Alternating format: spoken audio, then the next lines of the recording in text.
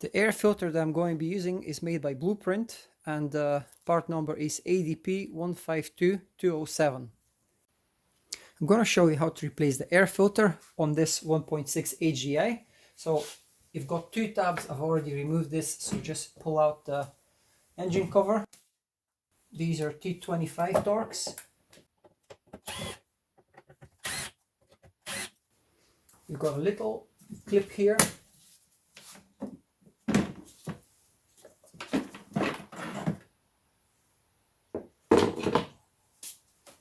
That's your air filter. And this one is absolutely rank. Disgusting. I've just vacuum cleaned this air box off camera. Place the new filter in.